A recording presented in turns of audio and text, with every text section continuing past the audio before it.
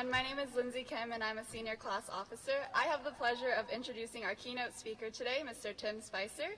Mr. Spicer grew up in Springfield, Virginia, and graduated from Annandale High School.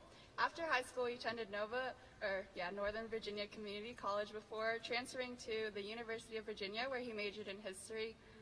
Mr. Spicer is in his 7th year at West Springfield, where he teaches U.S. history. He has served as the sponsor of Buddies Club and the Catholic Student Prayer Group. His passions include history and golf, but most importantly, spending as much time as he possibly can with his wife and 2 premium daughters. Please join me in welcoming Mr. Spicer.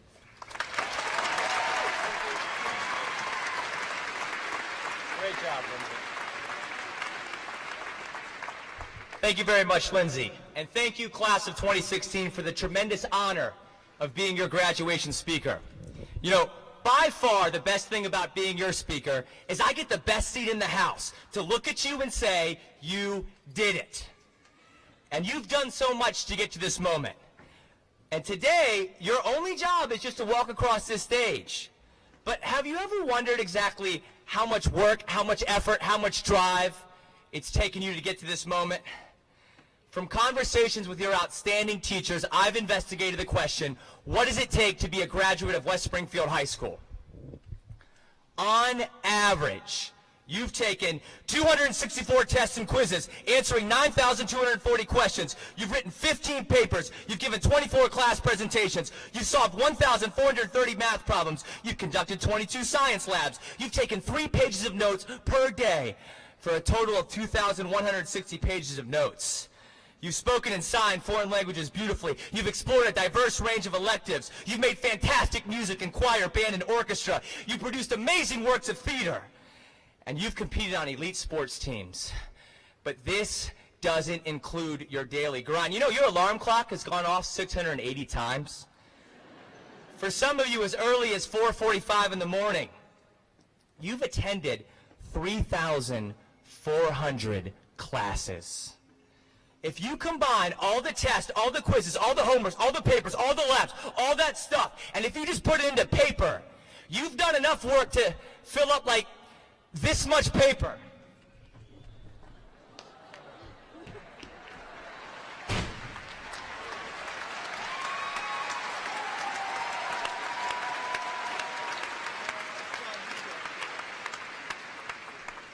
Now, today is your day. And on your day, I don't want to give you 10 pieces of advice, not 3, not 2, just 1. Don't ever, ever, ever give up. Our actions and decisions form habits, both good habits and bad habits. Many years ago, I was in a really bad habit. I was in the habit of quitting. Whenever anything became too hard, my automatic reaction was just to give up. Now, as you can imagine, this meant I got really terrible grades in high school. My high school grades were so bad, there was only one place that would accept me as a student. Good old Northern Virginia Community College. At Nova, I rededicated myself to my studies, and I got a great education from Nova. And 2 years later, I was accepted as a transfer student to the University of Virginia. Now, you got to understand, I took great pride in getting into UVA with its great academic reputation. So at transfer orientation, I loaded up on as much UVA swag as I could get my hands on. I had the UVA hat I was so proud of. I had the shirt. I had the keychain. And I had a big smile on my face. But that smile melted in the Charlottesville sun as the weight of transferring bore down on me. A trip to the bookstore, I had 24 books of required reading. A reading of my syllabi. It was a full semester of nonstop original research and paper writing. And then a voice inside of my head said, "You can't do this.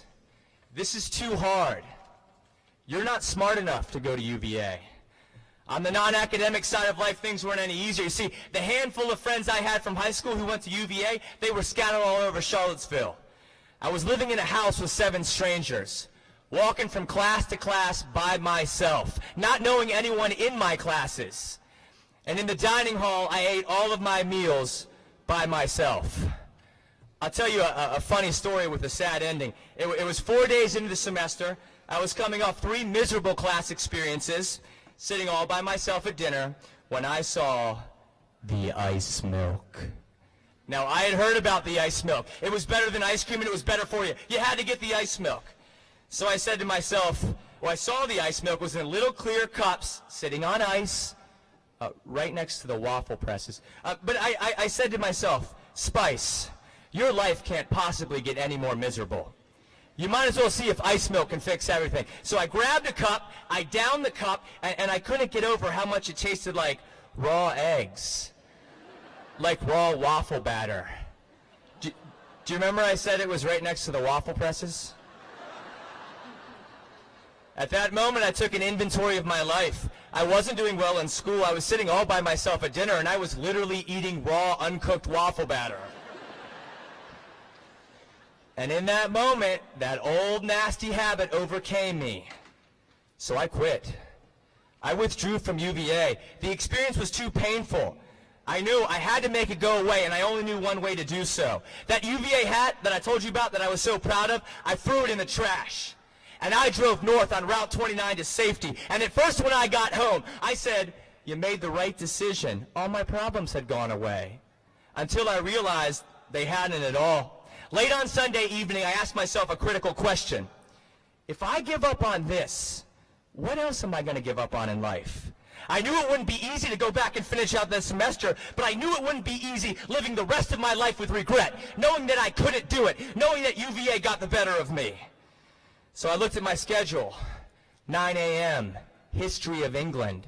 And in the dark of 6:30 in the morning, I fired up my Honda Accord, and I drove south on Route 29 to do what I thought to be impossible. And let me tell you, those first weeks back, man, they weren't easy.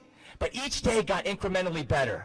And I found that the harder I worked, the better things got. And soon, the non-academic side of life took care of itself. But most importantly, I was thrilled that I wasn't quitting on the hardest thing I'd ever done in my life. And 2 years later, I held in my hand a degree from the University of Virginia.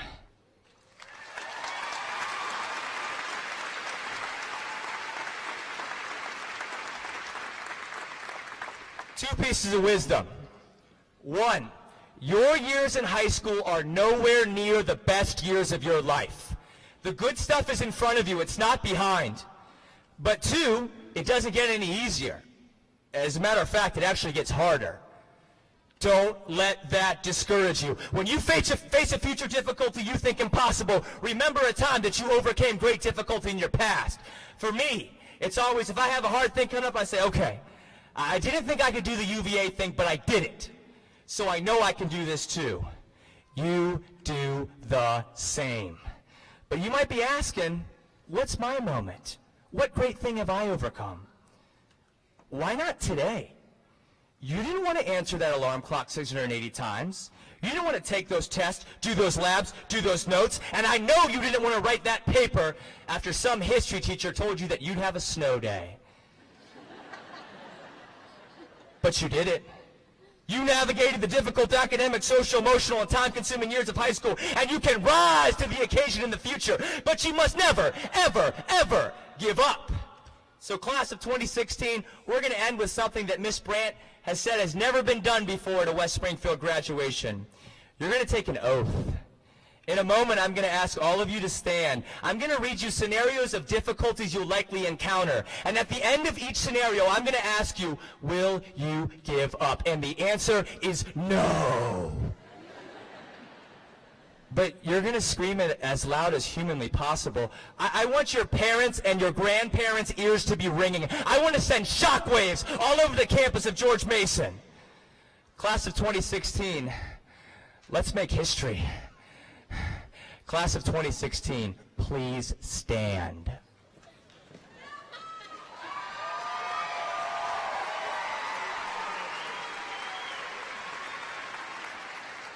Class of 2016, in 2 years when you're faced with an all-nighter, when you have papers and tests hanging over your head, and you simply think you can't do it anymore, will you give up? I didn't hear you. Will you give up? Class of 2016, in 10 years, when you're working as many hours as possible to support your family, and your 3-month-old baby prefers to cry rather than sleep throughout the night, will you give up? Finally, class of 2016, in any situation you find yourself in where you question your ability to proceed, your ability to achieve, your ability to make others proud, but most importantly, to make yourself proud, will you give up? No! You may be seated.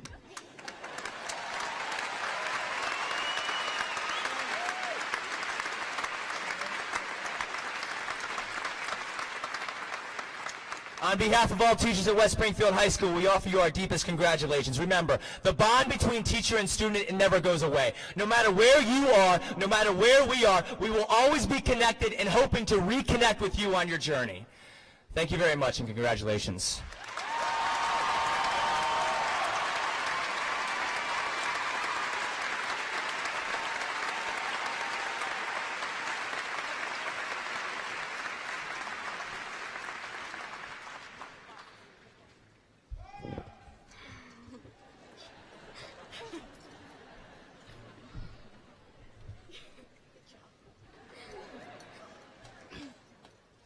Thank you, Mr. Spicer, for that wonderful keynote address. As senior class president, it is my pleasure to recognize the two members of the faculty who have guided us these past 4 years, shared their wisdom, committed their time, put up with us through the hard times, and who have truly cared for us. Our class sponsors, Ms. Mary Daly and Mrs. Sam Johnson.